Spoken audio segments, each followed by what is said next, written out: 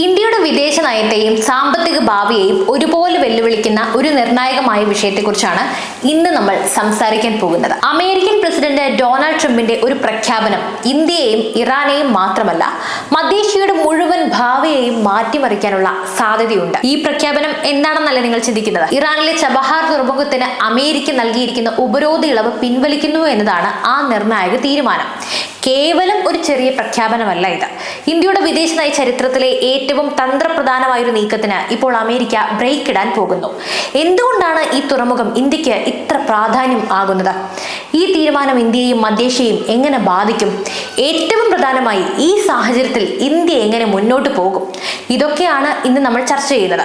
തുടക്കത്തിൽ തന്നെ ഒരു കാര്യം ചോദിക്കട്ടെ. ചൈനയുടെ ബെൽറ്റ് ആൻഡ് റോഡ് പദ്ധതിയെ നമ്മൾ എത്രത്തോളം ഭയപ്പെടുന്നുണ്ട്? പാകിസ്ഥാനിലെ ഗ്വാദർ തുറമുഖം വഴി ചൈന ഇന്ത്യൻ മഹാസമുദ്രത്തിൽ പിടിമുറുക്കുമ്പോൾ ഇന്ത്യയെ സംബന്ധിച്ച് ആ ഭീഷണി ചെറുതല്ല, അറിയാമല്ലോ. ആ വെല്ലുവിളിയെ നേരിടാൻ ഇന്ത്യ കണ്ടെത്തിയ ഏറ്റവും വലിയ പ്രതിരോധമായിരുന്നു ഈ ചബഹാർ തുറമുഖം എന്നത്.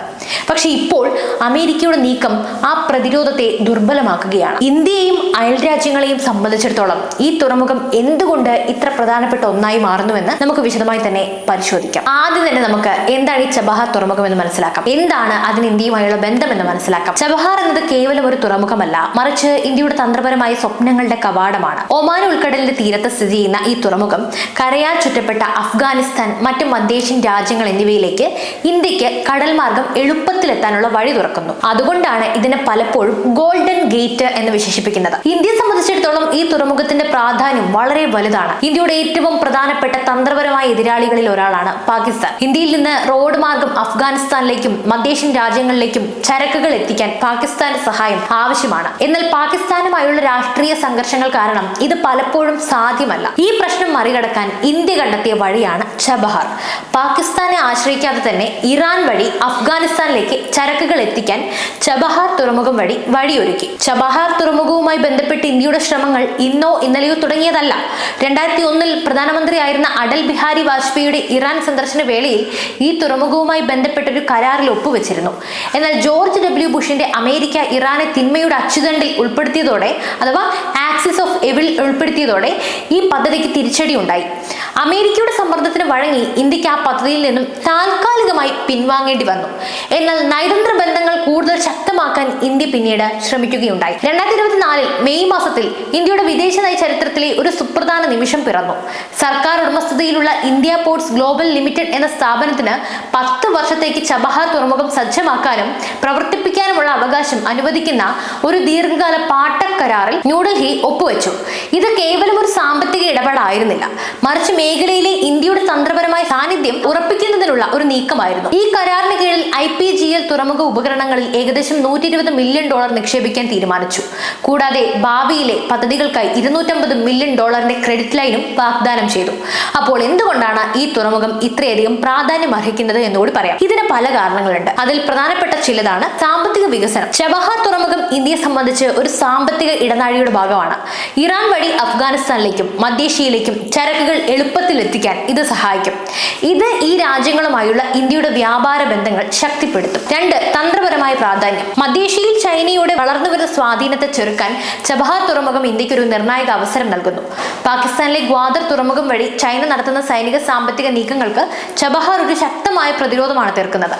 ഈ മേഖലയിൽ ഇന്ത്യക്ക് സ്വാധീനം നഷ്ടപ്പെട്ടാൽ ചൈനീസ് താൽപര്യങ്ങൾ യാതൊരു തടസ്സവുമില്ലാതെ മുന്നോട്ട് പോകും. അടുത്തത് മാനുഷിക സഹായം. ചബഹാർ തുറമുഖം കേവലം വ്യാപാരത്തിന് മാത്രമല്ല, മാനുഷിക സഹായങ്ങൾ എത്തിക്കുന്നതിനും വളരെ പ്രധാനപ്പെട്ട ഒരു പങ്ക് വഹിച്ചിട്ടുണ്ട്. COVID-19 മഹാമാരിയുടെ സമയത്ത് വാക്സിനുകളും അഫ്ഗാനിസ്ഥാനിലേക്ക് 2.5 ദശലക്ഷം ടൺ ഗോതമ്പും മറ്റാവശ്യ സാധനങ്ങളും ഈ തുറമുഖം വഴിയാണ് എത്തിച്ചത്. അപ്പോൾ എന്തിനാണ് അമേരിക്ക ഇപ്പോൾ ഈ ഉപരോധ ഇളവ് പിൻവലിക്കുന്നത് എന്ന് നോക്കാം. ഇപ്പോൾ നമ്മൾ ഈ ചോദ്യത്തിലേക്കാണ് വരുന്നത്.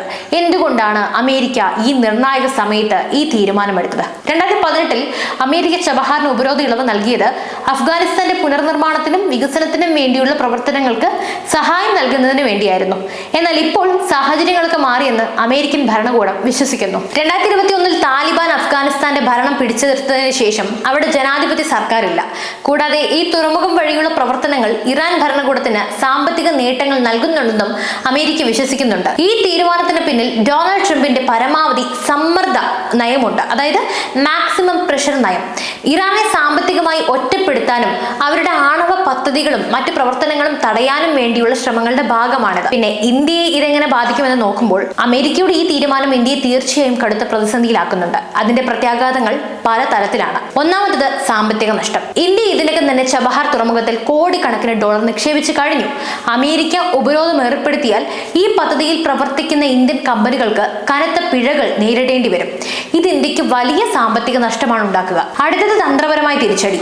മധ്യേഷ്യയിലേക്കും അഫ്ഗാനിസ്ഥാനിലേക്കും ഇന്ത്യക്കുള്ള ഏക തടസ്സരഹിത പ്രവർത്തന മാർഗമാണിത് ചബഹാർ. ഈ വഴി അടഞ്ഞാൽ ഈ മേഖലയിലെ ഇന്ത്യയുടെ സ്വാധീനം കുറയും. ഇത് ചൈനയ്ക്ക് കൂടുതൽ സ്വാധീനം ഉറപ്പിക്കാൻ വഴിയൊരുക്കും. ഈ വിഷയം ഇന്ത്യയെ സംബന്ധിച്ച് ഒരു ഇരട്ട പ്രതിസന്ധിയാണ്.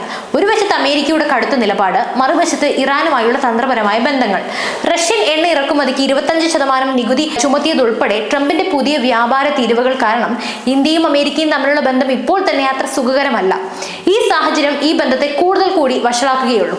കൂടാതെ ഇറാനുമായുള്ള ഇന്ത്യയുടെ ദീർഘകാല ബന്ധങ്ങളും ഇത് ബാധിക്കും. ചബഹാറിലെ നിക്ഷേപം പിൻവലിക്കാൻ ഇന്ത്യ നിർബന്ധിതമായാൽ അത് ഇറാനുമായുള്ള നയതന്ത്രപരമായ വിശ്വാസം നഷ്ടപ്പെടുത്തുകയും ചെയ്യും. അപ്പോൾ നമ്മൾ ചിന്തിക്കുക, ഇതിന്റെ ഭാവി എന്താണെന്നാണ്. അമേരിക്കയുടെ ഈ കടുത്ത നിലപാടിനോട് ഇന്ത്യ എങ്ങനെ പ്രതികരിക്കും എന്നതാണ് ഇനി കാണേണ്ടത്.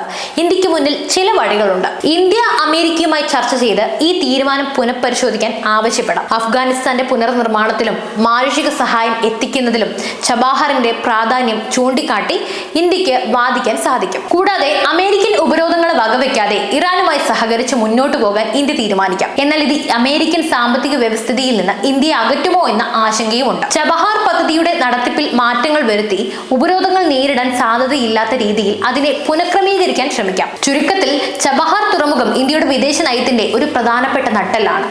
ഈ വിഷയത്തിൽ അമേരിക്കയുടെ നിലപാട് ഇന്ത്യയെ സംബന്ധിച്ച് ഒരു വലിയ തിരിച്ചടിയുമാണ്. ഈ പ്രതിസന്ധിയെ ഇന്ത്യ എങ്ങനെ നേരിടുമെന്നതിനെ ആശ്രയിച്ചായിരിക്കും മധ്യേഷ്യയിലെയും തെക്കൻ ഏഷ്യയിലെയും ഭാവി രാഷ്ട്രീയ സാമ്പത്തിക സമവാക്യങ്ങൾ. ഇന്ത്യയുടെ തന്ത്രപരമായ സ്വപ്നങ്ങൾ യാഥാർത്ഥ്യമാകുമോ, അതോ അമേരിക്കയുടെ സമ്മർദ്ദത്തിന് വഴങ്ങി ഇന്ത്യക്ക് പിൻവാങ്ങേണ്ടി വരുമോ? വരും ദിവസങ്ങളിൽ ഈ വിഷയങ്ങളിൽ നിർണായകമായ തീരുമാനങ്ങൾ നമുക്ക് പ്രതീക്ഷിക്കാം. എന്തായാലും തീർച്ചയായും നിങ്ങളുടെ അഭിപ്രായങ്ങൾ താഴെ കമന്റ് ബോക്സിൽ രേഖപ്പെടുത്തൂ. മറ്റൊരു വിഷയമായി നമുക്ക് കാണും വരെ നന്ദി. News desk IBN Malayalam.